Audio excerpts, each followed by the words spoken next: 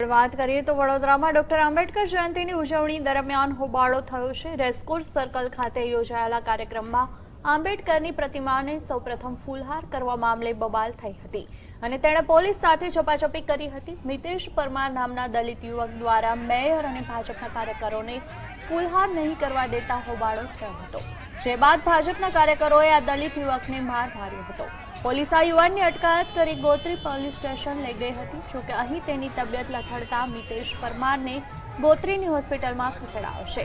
આજે યુવકે 2 દિવસ પહેલા સંકલ્પ ભૂમિ મામલે મેયરની કેબિન બહાર ધરણા કર્યા હતા। ડોક્ટર બાબા સાહેબ આંબેડકર વડોદરામાં જે સ્થળે બેઠા હતા તેને સંકલ્પ ભૂમિ તરીકે જાહેર કરાઈ છે।